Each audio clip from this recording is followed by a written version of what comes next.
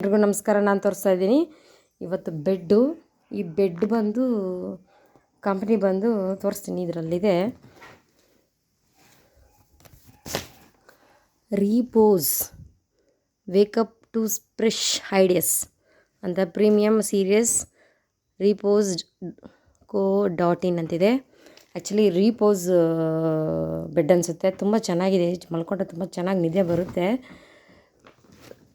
ಎಷ್ಟು ಚೆನ್ನಾಗಿದೆ ಅಂತಂದರೆ ತುಂಬ ಚೆನ್ನಾಗಿದೆ. ಬಟ್ ಇದ್ರದ್ದು ಲೆಂತ್ ತೋರಿಸ್ತೀನಿ ಎಷ್ಟಿದೆ ಅಂತ, ಎಷ್ಟು ದಪ್ಪ ಇದೆ ಅಂತ ನೋಡಿ.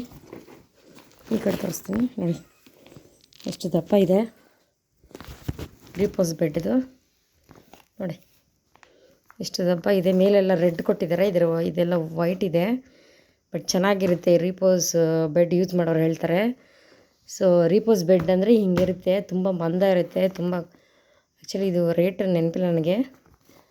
ಈ ಥರ ಇರುತ್ತೆ, ಚೆನ್ನಾಗಿ ನಿದ್ದೆ ಬರುತ್ತೆ. ಯಾರಾದರೂ ರೀಪೋಸ್ ಬೆಡ್ ತಗೊಳ್ಳೋದಾದರೆ ತಗೊಳ್ಳಿ, ಚೆನ್ನಾಗಿ ನಿದ್ದೆ ಬರುತ್ತೆ ಅಂತ ಹೇಳ್ತೀನಿ. ಚೆನ್ನಾಗಿ ನಿದ್ದೆ ಮಾಡ್ಬೋದು. ನಿದ್ದೆ ಮಾಡಿದ್ರೆ ಆರೋಗ್ಯಕ್ಕೆ ತುಂಬ ಒಳ್ಳೆಯದು. ಮತ್ತು ನಾವು ನಿದ್ದೆ ಅಲ್ವಾ ಇಂಪಾರ್ಟೆಂಟು.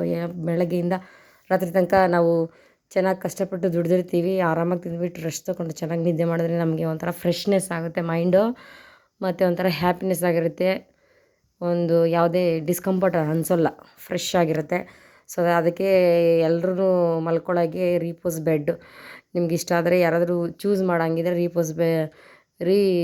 ರೀಪೋಸ್ ಇದನ್ನು ಯೂಸ್ ಮಾಡ್ಬೋದು. ಯಾಕಂದರೆ ನಾವು ಯೂಸ್ ಮಾಡ್ತಾಯಿದ್ದೀವಿ ಕೆಲವೊಂದು ಬೆಡ್ಗಳನ್ನ. ಆಲ್ರೆಡಿ ನಾನು ಇನ್ನೊಂದು ಯಾವುದು ಬೆಡ್ನ ಹೇಳಿದೆ, ಅದೇ ಥರ ಇದನ್ನು ತೊಗೊಂಡ್ವಿ. ಇದು ಹೆಂಗಿರುತ್ತೆ ಅಂತ.